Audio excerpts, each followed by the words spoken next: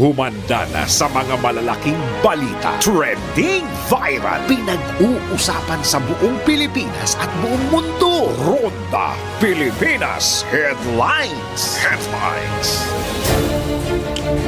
Sa ulo ng mga maiinit na balita, Ronda Pilipinas. nasabat na 13.3 billion pesos na halaga ng illegal na droga sa Batangas, kinuwestiyon ni Senator De La Rosa.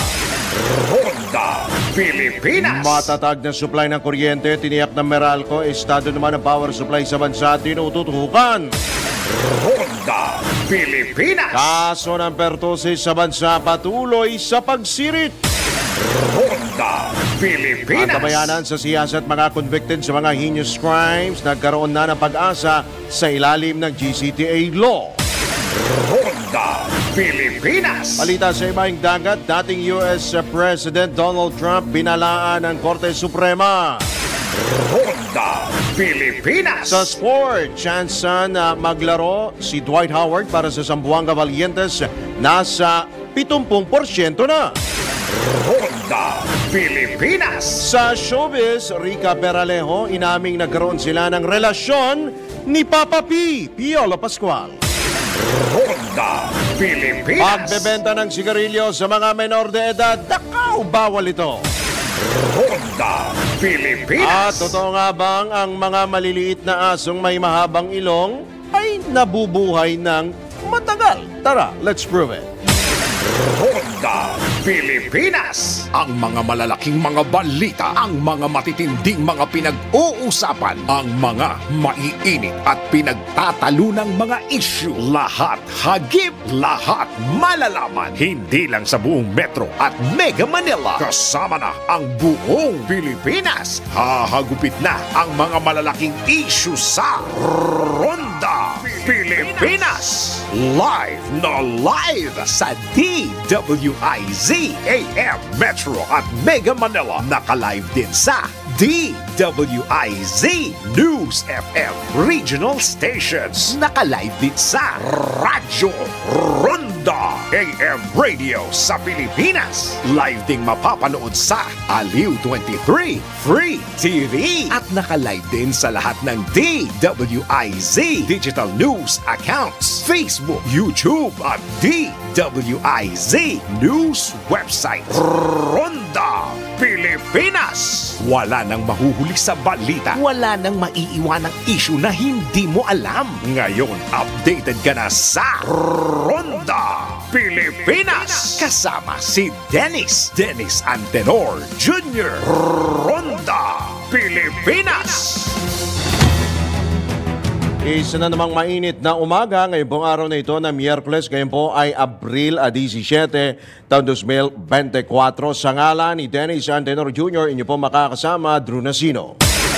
Ronda Pilipinas. Siyempre kayo pa rin po ay nakatutok dito sa Mbila May Todong Lakas, DWIZ 882 at LU Channel 23. At sa detalye nga po ng mainit na balita, Ronda Pilipinas. nahihiwagaan si Senador Ronald Bato de la Rosa sa 13.3 billion pesos na halaga ng illegal na droga na nasabat sa bayan ng Alitagtag, Batangas. Sa panayam ng DWIZ, kinuwestiyon ni Senador de la Rosa, siya po ay nagtataka kung paano nagkasya ang halos 2 toneladang shabu sa isang van. Hihintayin na lamang muna niya nila ang resulta ng investigasyon ng Philippine National Police at Philippine Drug Enforcement Agency hinggil sa mga nasabat na shabu na umunay nagmula sa ibang bansa.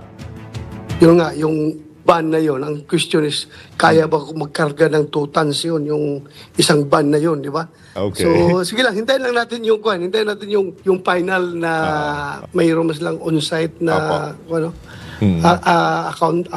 accounting ng mga inventory. Ipinalawanag pa ng mambabatas na ginagamit lamang na transshipment ng illegal drugs, partikular ng cocaine, ang Pilipinas.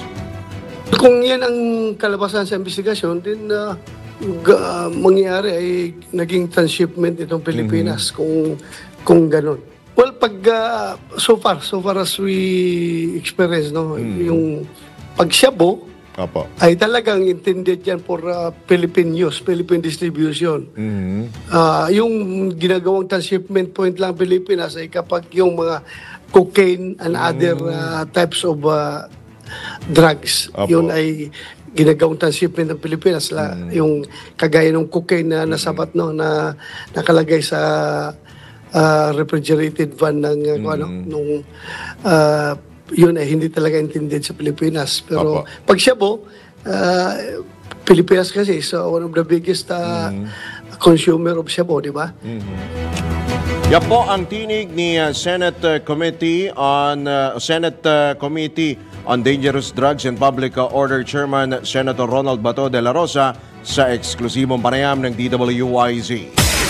Ronda Pilipinas. Sa iba pang tampok na balita, patuloy na nakaantabay, nagbabantay ang Meralco sa posibilidad na magkaroon pa rin ang problema sa supply ng kuryente ngayong araw. Sa panayam ng DWIZ, inihayag ni Meralco Public Relations Office Head Claire Feliciano na nakatutok pa rin sila sa ilalabas na abiso ng National Grid Corporation of the Philippines kung magiging sapat o sapat na ang magiging sapat ba ang supply ng kuryente ngayong araw. Ngayon po, syempre kailangan may pumasok na supply para bumuti yung sitwasyon. So kailangan po nating abangan. We have to wait for the official declaration of NGCP kung ano ba yung magiging sitwasyon ngayong araw. Tiniyak ni Feliciano na nakahanda naman sila sa anumang posibleng senaryo mangyari upang matiyak na hindi maantala ang serbisyo nila sa kanilang mga customer. Nonetheless kami po sa Meralco, makakaasa kayo, babantayan natin yan. And kung ano man yung mga kailangan natin ipatupad, eh handa naman kami na gawin yan ngayong araw na ito. Katulad ng ginawa natin kahapon para syempre ang gusto pa rin natin ay magkaroon pa rin ng tuloy-tuloy at maaasahang serbisyo ng kuryente ang ating mga customers.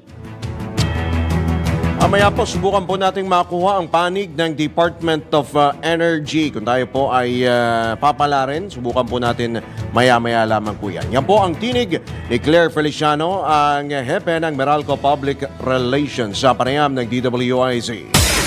Ronda Pilipinas. Kaugnay niyan, red at yellow alert status sa Luzon at Visayas grids. Nakababahala at hindi umano katanggap-tanggap. Sabi natin kung sino ang nagsabi niyan mula kay Patrol 19 Shelly Ortega Bueno. Hindi katanggap-tanggap at nakakaalarma ang red alert status sa Luzon grid at ang yellow alert sa Visayas grid. Ito iniyag ni Energy Committee Vice Chairman Senator Win Gatchalian makarang igiit ang paulit-ulit niyang panawagan sa Department of Energy na magpatupad ng kinakailangang contingency plan para malampasan at maharap natin sakaling may isa o maraming planta ng kuryente ang mawalan ng kakayanan na makapag-operate sa full capacity nito.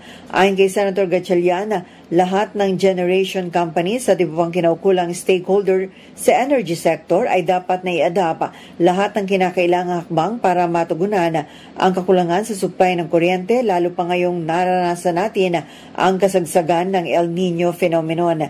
Binigyan din ni Gatchalian na mahalagang maging proactive at mapagbantay ang Energy Department sa pagtugon sa sitwasyon ukol sa power supply.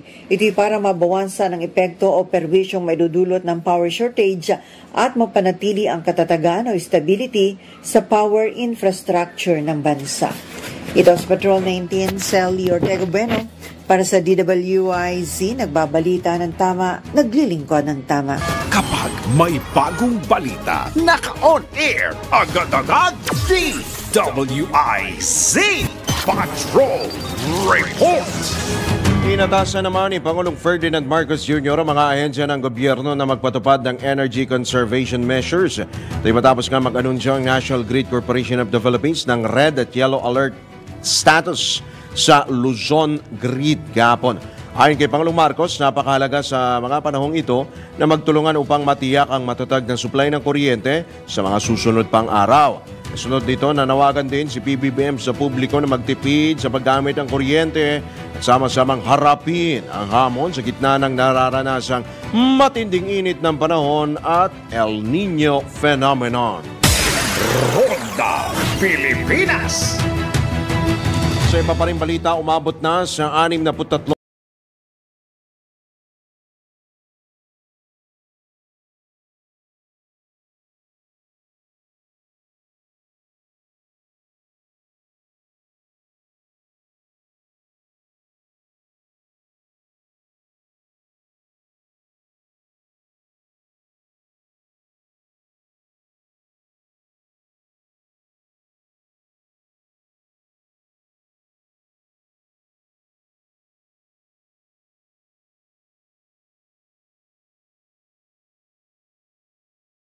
dating ng 3 milyong pentavalent o 5-in-1 vaccine doses sa Hunyo o sa mas maagang schedule. Patuloy naman nakararanas sa pagtaas ng kaso ang Cagayan Valley, Central Luzon, Zamboanga Peninsula, Northern Mindanao, Davao at Bicol regions. Ronda Pilipinas. Samantala, tanggap tayo ng isa pang pagulat buhat pa rin sa labas ng impilan. Mga indigent senior citizens sa Batanes nakatanggap na ng kanilang social pension mula sa DSWD. Ang pag-uulat buhat kay Patrol 30 Jelly Mendez. Natanggap na ng mga indigent senior citizens mula sa Basco, Batanes ang kanilang social pension sa ilalim ng programa ng Department of Social Welfare and Development. Kabuuang 6,000 piso ang ipinamahagi ng DSWD Region 2 sa bawat benepisyaryo ng lalawigan. Ayon sa DSWD, aabot sa halos 9 milyong pisong halaga ng pondo ang inilaan para sa 1,496 na senior beneficiaries mula sa 6 na bayan sa Batanes. Ang ipinamahaging cash assistance ay para sa unang semestre ng taon na isinabay sa inilunsad na Pantawid Pamilyang Pilipino Program o 4Ps sa probinsya na inaasahang matatapos na ngayong araw. Layo ng stipend na matustusan ang pang-araw-araw na pangailangan ng mga senior, partikular para sa kanilang gamutan. Sa ngayon ay patuloy ang pakikipag-ugnayan ng ahensya sa lokal na pamalaan upang makapaghatid ng tulong sa mga lubos na nangangailangan ng tulong pinansyal. Ito si Patrol 30 Jelly Mendez nag-uulat para sa impilang metodong lakas sa DWIZ. Nagbabalita ng tama, naglilingkod ng tama. Ronda Pilipinas. Sa mababalita, proyektong Layag West Philippine Sea ng BIFAR, sinuportahan at dinaluhan ni Senator Cynthia Villar. Babalik si Patrol 19, Zelly Ortega Bueno. Dinaluhan at sinuportahan ni Senator Cynthia Villar ang inilunsad na proyekto ng Bureau of Fisheries and Aquatic Resources o BIFAR na binansagang Layag West Philippine Sea sa Subic, Zambales. Layunin ng proyekto na tiyakin ang buong suporta ng gobyerno para mapalakas ang pangingisda na ating mga kababayan sa West Philippine Sea. Iginiit ni Senator Villar ang higit na pangangailangang protektahan ang West Philippine Sea dahil ang malaking porsyento ng ating supply ng isda at kabuhayan ng ating mga kababayang mangingisda ay nanggagaling sa naturang karagatan na ating nasasakupan. Bukod kay Senator Villar na siyang chairman ng Senate Committee on Agriculture, kasama sa naghatid hanggang pantalan sa mga mangingisda na patungong West Philippine Sea ay sina BIFAR National Director Attorney Demosthenes Escoto, Mayor ng Subic at Castillejos sa Zambales, si National Security Council Deputy Director General Nestor Jerico, Philippine Coast Guard Commandant Admiral Ronnie Gavan, Presidential Assistant for Maritime Concerns Secretary Andres Santino, AFP West Command Deputy Commander for External Defense Operations Brigadier General Quimedo. Ito sa Patrol 19, Sally Ortega Bueno para sa DWIC, nagbabalita ng tama, naglilingkod ng tama. Kapag may bagong balita, naka-on air, agad-agad, DWIC Patrol Report. Samantala, kinalampag ng Department of Budget and Management ng Department of Health na agad na tugunan ang hindi pa nababayarang health emergency allowance sa mga healthcare workers. Ayon kay Budget Secretary Amena Pangandaman, nakapaglabas na sila ng mahigit 71 bilyong piso sa DOH para sa disbursement ng benefits at allowances ng mga health workers. Iginit pa ni Secretary Pangandaman na 19 bilyong piso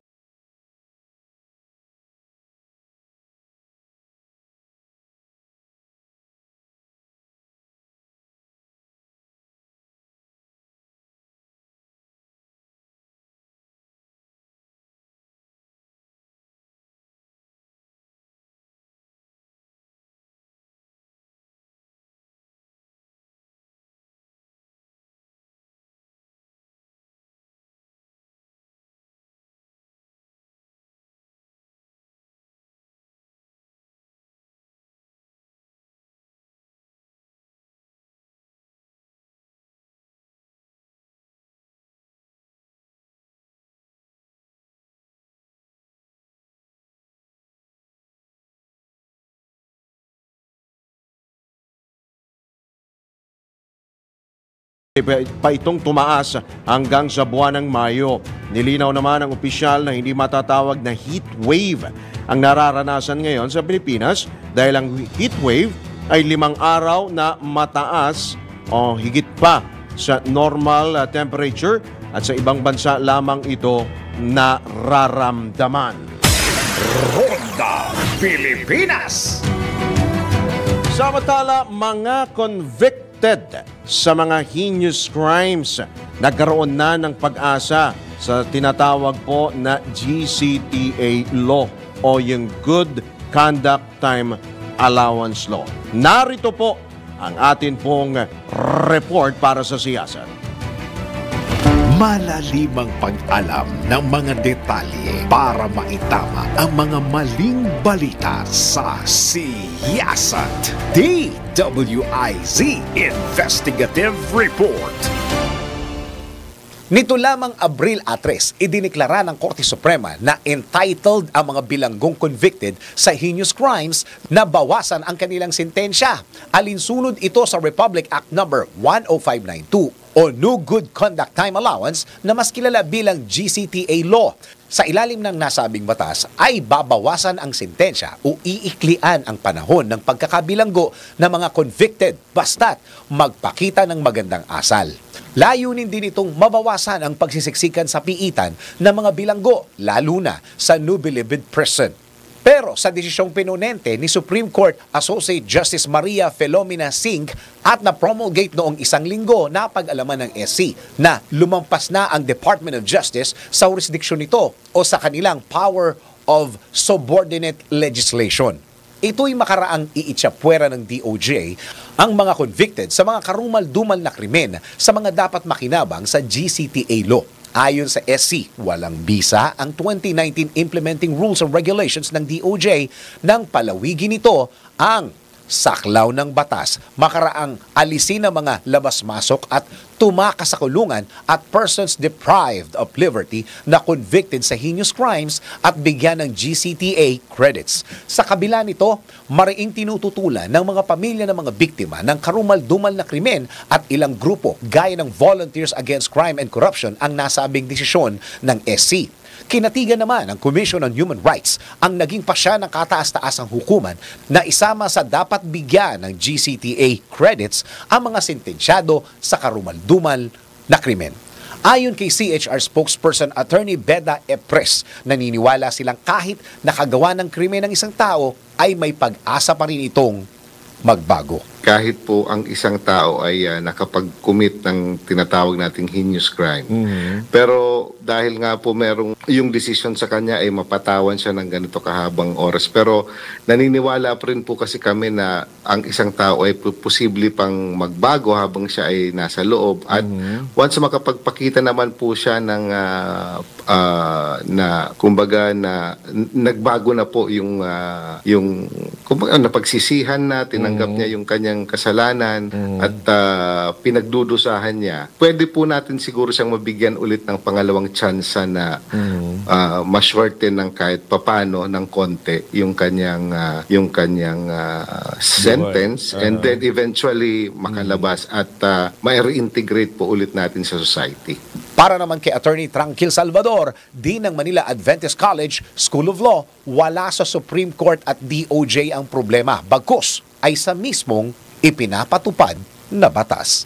Tatanungin natin yung interpretasyon ng batas, which is yan ang primary function ng ating Korte Suprema. Ang ininterpret nila ay batas lang at tama ang kanilang interpretasyon. Kaya sasabihin natin, naku, mali naman yan.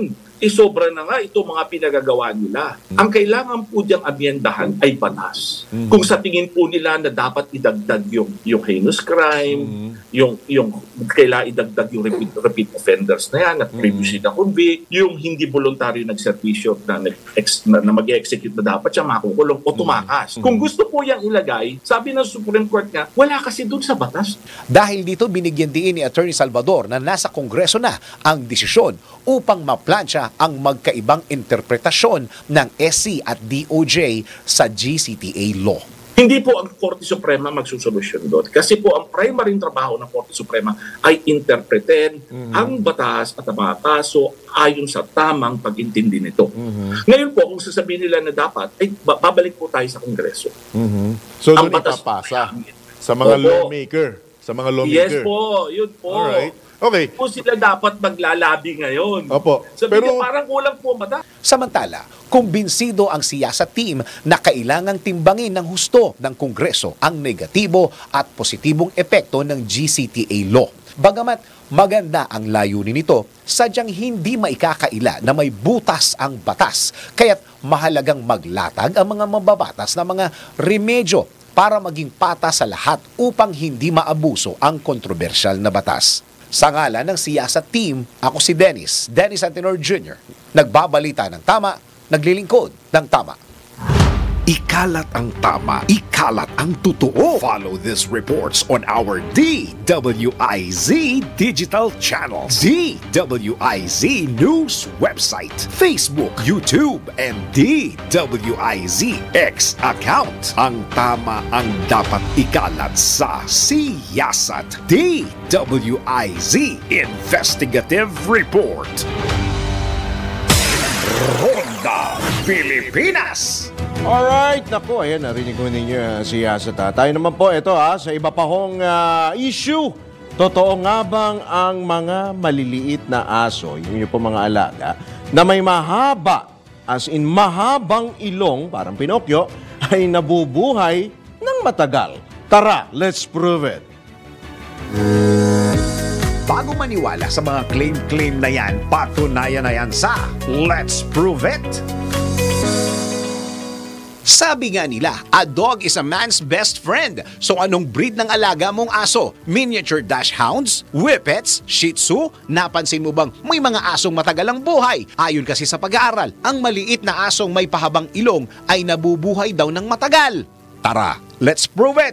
Ayon sa pananaliksik ng UK Charity Dogs Trust na ang mga maliliit na aso ay nabubuhay ng 12.7 years, habang ang malalaking aso ay umaabot lang ng 11.9 years. At upang suportahan ang claim, ipinaliwanag ni Jamie Fryer, veterinarian and manager ng Data and Veterinary Genetics at Wisdom Health, na ang mga aso na flat ang ilong, aka brachycephalic syndrome, ay may maliit na nostril at mahabang soft palate sa kanilang airway, dahilan upang mahirapan silang huminga. At ito ay nagdudulot ng heat stroke, heart problems at iba pang kondisyon na nagiging dahilan ng kanilang pagkamatay. Ngunit kahit ano pa man ang lahi ng aso mo, mas maganda kung itatrato mo ito ng tama, dahil ang mga aso ay para mo na ding pamilya.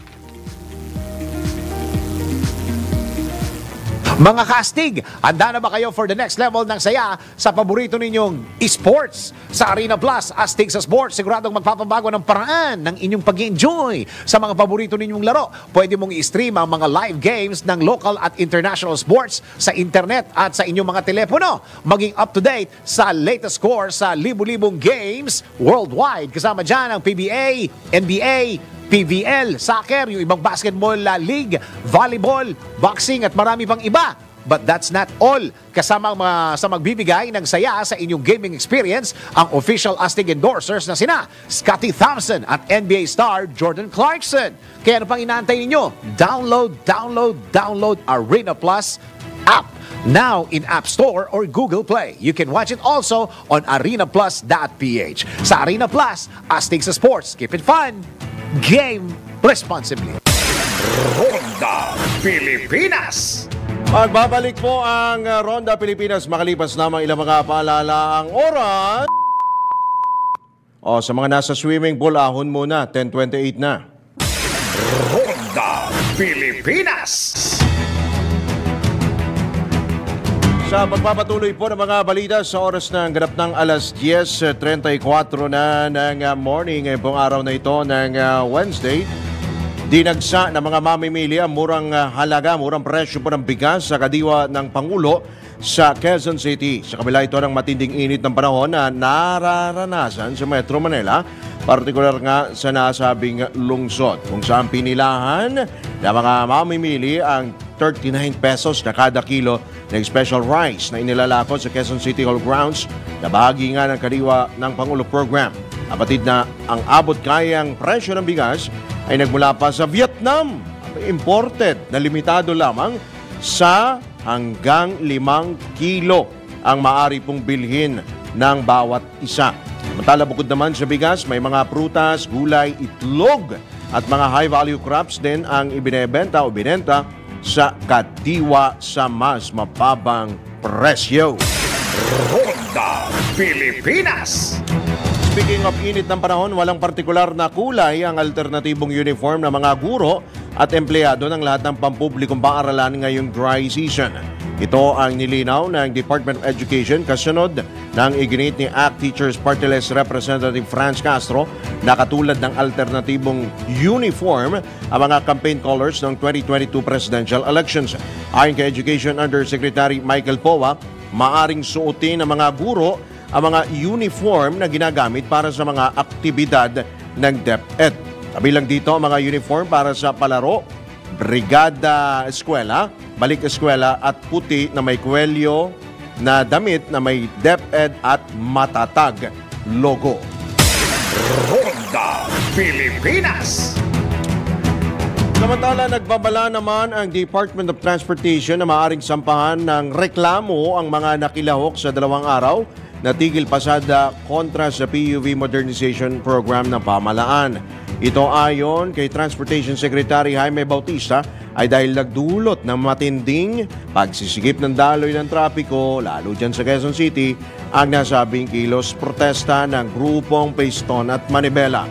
Nabatid na natukoy na ng LTFRB ang 37 jeepney na ginamit sa rally, kung saan 12 sa mga ito ay napag-alaman na polo room pala. Grabe.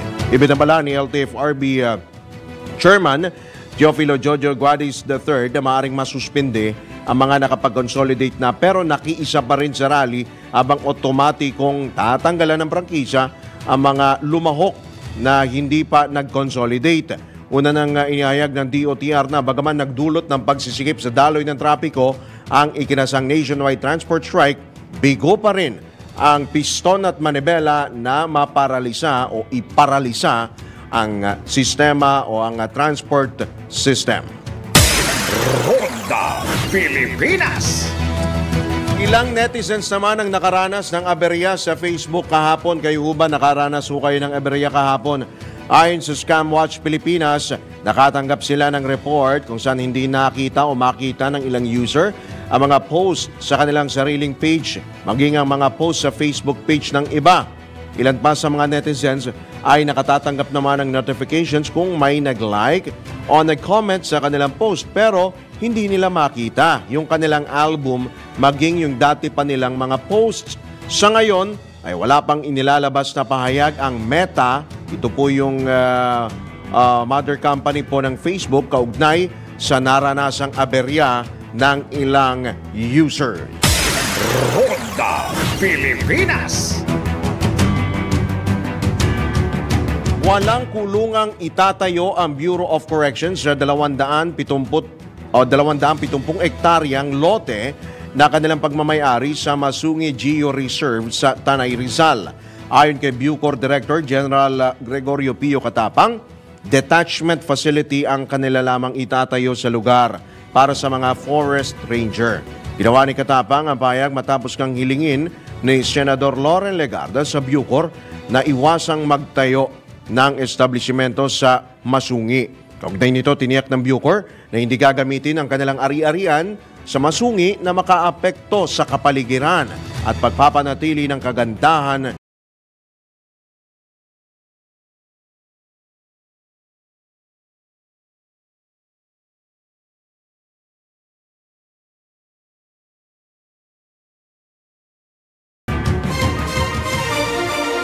Kombinasyong tama, malaki ang tama. Makinig mabuti dahil babanggitin na ng DWIZ. Announcer ang tamang kombinasyon ng letra at numero. DWIZ. Numero panalo.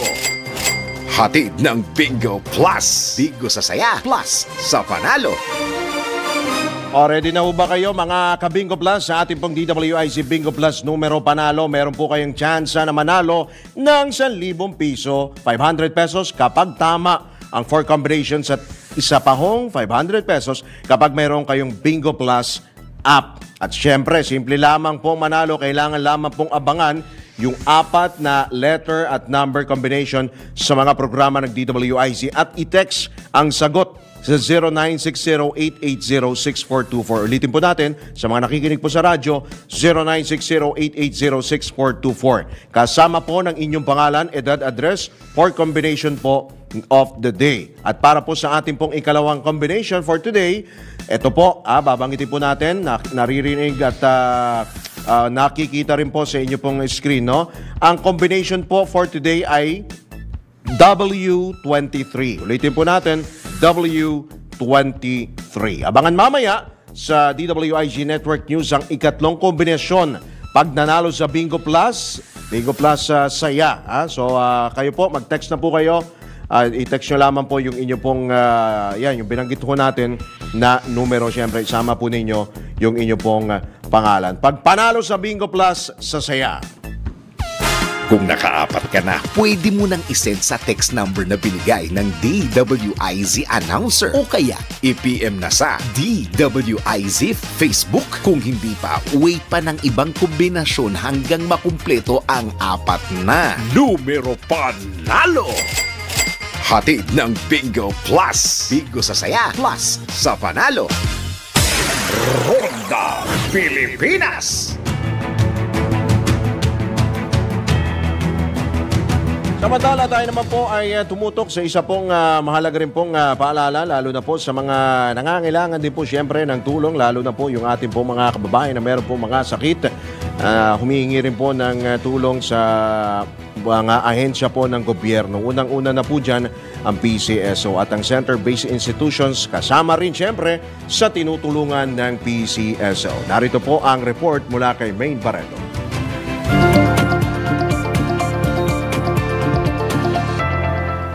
Bukod sa pagbibigay ng medical assistance sa mga nangangailangan, tumutulong rin ang Philippine Charity Sweepstakes Office o PCSO sa mga center-based institution na nagkakalinga ng mga bata o kahit matanda.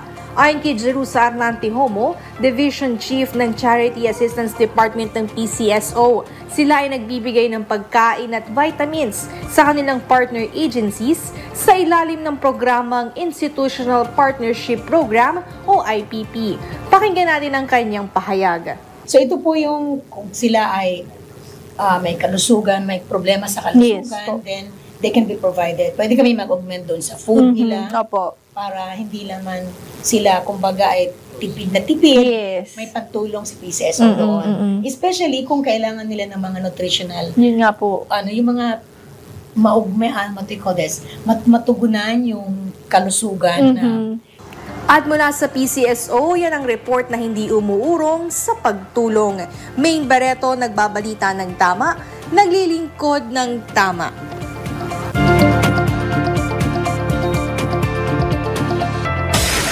Ronda Pilipinas. Muli po magbabalik ang Ronda Pilipinas makalipas lamang ang ilan po mga paalala. Ang oras, 17 minuto bago sumapit ang ganap na alas 11.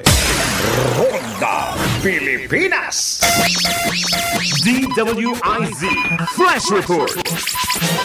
Eto. Talagang ka-flash it. Lagi na lang. Grabe, oo. Yellow alert, Isa sa ilalim po muli sa yellow alert ang Luzon Grid. Ngayon pong araw, magsisimula po ito alauna. Parang ang tagal na ito alauna ng hapon hanggang alas 11 ng What? Hanggang alas 11 po ng gabi. Luzon Grid po ito Ayon po ito sa National Grid Corporation of the Philippines.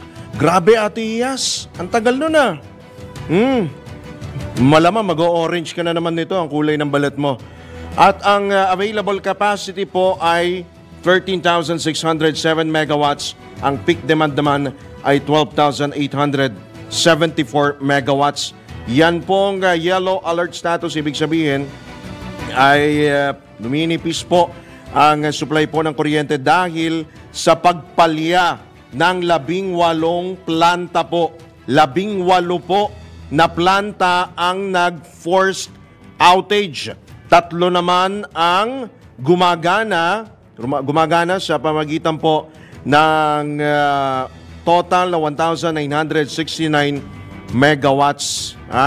So, yellow alert po ang Luzon Grid simula po mamaya pong alauna ng hapon. Para naman po sa Visayas Grid, ang haba rin ito.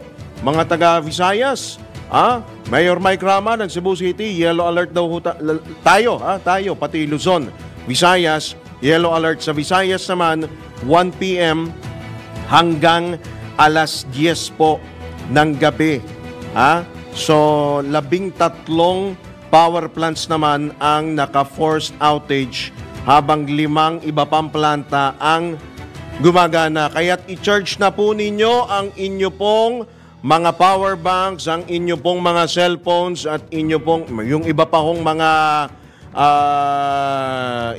mga appliances, no, yung mga rechargeable fans. Speaking of power, nako, tama-tama. Papasukin na po natin si Assistant Secretary Mario Marasigan ng Department of Energy. ASEC, magandang mainit po na umaga. Welcome po muli sa DWIZ LU23. Drew Nasino po, ASEC.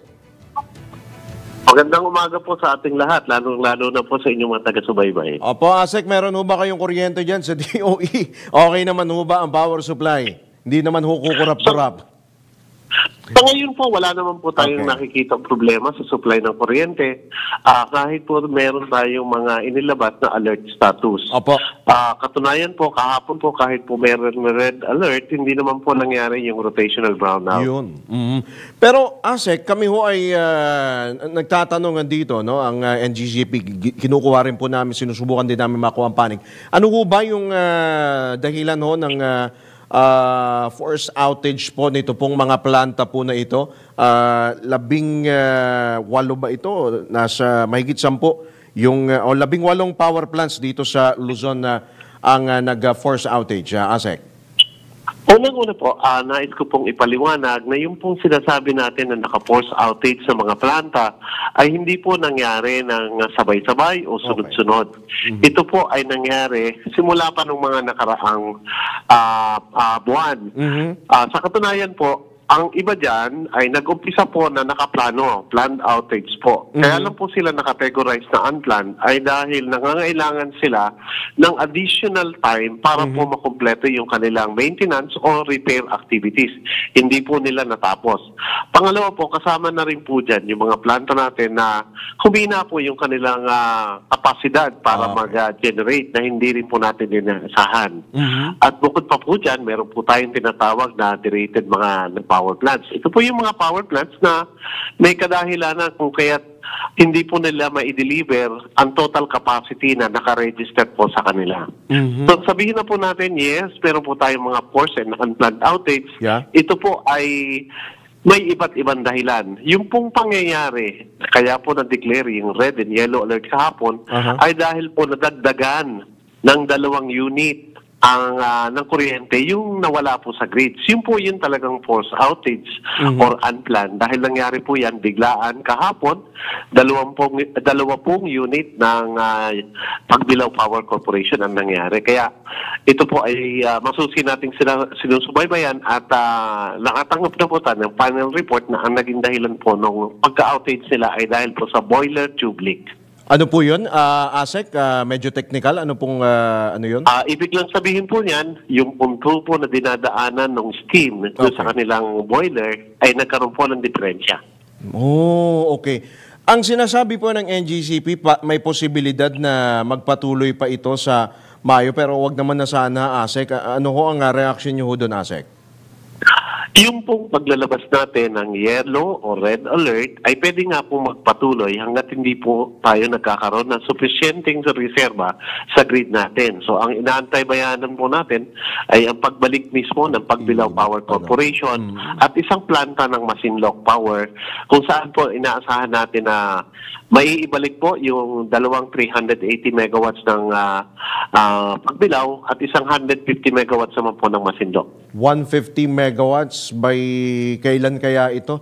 May yung po sa Pagbilao na dalawang units na 380 ay inaasahan po natin makabalik sa 20 or April 20. Samantalang yung sa Masinloc naman po inaasahan natin makabalik sa katapusan ng buwan. Katapusan ng buwan ng Abril. Opo. Okay. So, other than that, ASEC, wala ho ba tayong iba pang measures na inilatag po para naman mapataas po yung atin pong power reserves? Lalo po ngayong mataas po ang demand, mainit po ang panahon, ASEC. Meron po tayong tinatawag na interruptible load program kung saan po yung malalaki nating konsumidor, nagbabawas po sila ng kanilang requirement or yung supply ng kuryente at yung iba naman po ay gumagamit pansamantala ng sarili nilang mga generating facility. So ito po ay malaking tulong. Kagaya po kahapon, umabot po sa 300 megawatts ang contribution ng ILP natin kung kaya't hindi po nagkaroon ng rotational brownout sa prangkisa po ng Meralco. Meron ho ba kayo, ASEC, mga panawagan po sa atin pong mga kababayan ngayon pong talagang napakataas po ng demand at sinabayan po ng mainit ho na panahon? Maraming salamat po sa pagkakataon. Ang aming pong panawagan sa ating mga consumer ng electricity, sana po makiisa tayo na sa wastong paggamit po ng kuryente ang isipairal natin or mag-practice po tayo ng tinatawag nating energy conservation. Kung saan po hindi po natin sinasabi na magbawas talaga ng konsumo ng kuryente, kundi magkaroon lang tayo ng limitasyon sa paggamit natin. Halimbawa po, kung gagamit po tayo ng air conditioning unit, wag naman po sanang 18 degrees ang setting natin. Okay na po yung buhat 23 hanggang 25 degrees dahil mas mahirap din po yung galing po tayo sa sobrang lamig tapos lalabas na tayo sa isang lugar na sobra din ang init. Totoo. Alright. Sige po, ASEC, sa mga from time to time, hingi po kami sa inyo ng update at hopefully wag naman na sana humantong pa sa worst case scenario ito pong ating pong power supply sa ating pong bansa, ASEC. Marami pong salamat, ASEC. Ingat po kayo. Maraming salamat din po sa pagkakataon at babalitaan po namin kayo kapag nakabalik na po sa serbisyo ang mga planta na inaasahan natin. Opo, sige po. Marami pong salamat, Assistant Secretary Mario Marasigan. Good morning po sa inyo. Salamat. Maraming po salamat ulit at mabuhay po tayong lahat. At more power sa Department of Energy. Ronda Pilipinas. Ito sa mga nag-aabang po sa basketball po. Tsansa na maglaro si Dwight Howard para sa Zamboanga Valientes. Nasa 70% na. Sports News mula kay Darrell Balagtas. Sa mundo ng palakasan, ang latest malalaman sa DWIZ Sports News.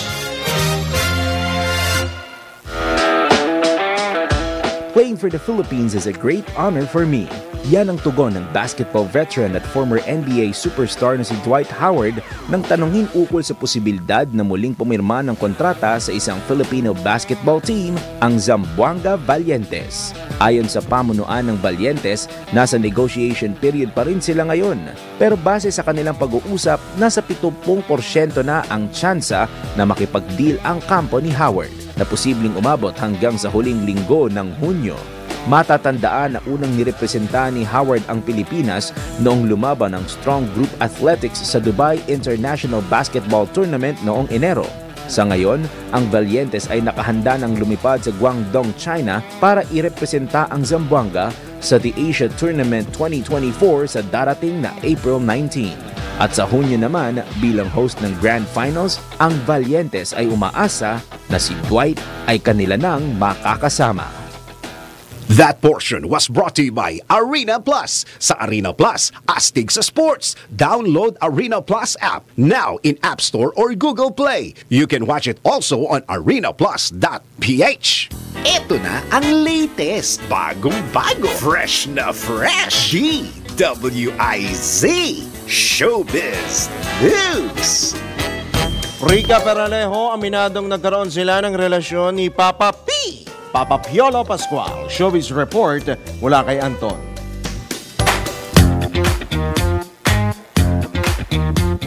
Para sa aking balitang showbiz, tahasang inamin ni Rica Peralejo na totoong nagkaroon sila ng relasyon ni Piolo Pascual. Ayon kay Rica, umasta sila na aktor na couple na talaga, ngunit wala umanong label ang kanilang relasyon. Sinabi pa nito na napag-usapan na rin nila ang tila pag-settle down, pero tulad umano na ibang magkarelasyon, hanggang ganun lang ang nangyari sa kanila at hindi naman umano nangako si Piolo na magsasama talaga sila. Hindi naman daw niya sinabi na gusto niya mag-settle down silang dalawa, ngunit pareho daw nilang in-entertain ang nasabing ideya kung saan hindi nga nangyari ang pagsasama nila sa iisang bahay at hindi rin nila nilagyan ng label ang kanilang relasyon, ngunit marami raw silang mga gandang memories together.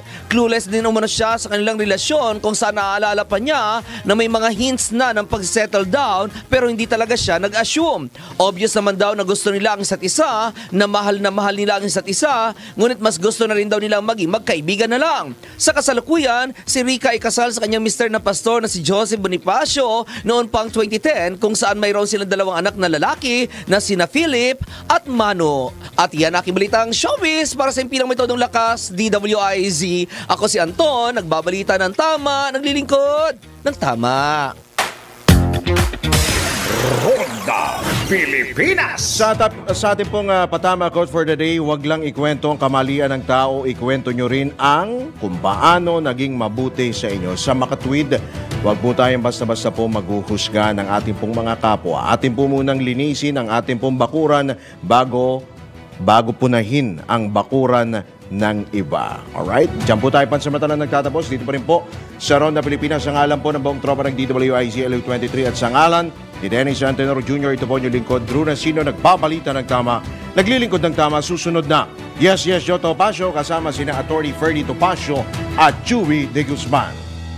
Ang mga malalaking mga balita, ang mga matitinding mga pinag-uusapan, ang mga maiinit at pinagtatalunang mga issue. Lahat hagip, lahat malalaman. Hindi lang sa buong Metro at Mega Manila. Kasama na ang buong Pilipinas. Hahagupit na ang mga malalaking issue sa Ronda Pilipinas. Live na live sa DWIZ AM Metro at Mega Manila. Naka-live din sa DWIZ News FM Regional Stations. Naka-live din sa Radyo Ronda AM Radio sa Pilipinas. Live ding mapapanood sa Aliw 23 Free TV. At naka-live din sa lahat ng DWIZ Digital News accounts, Facebook, YouTube at DWIZ News website.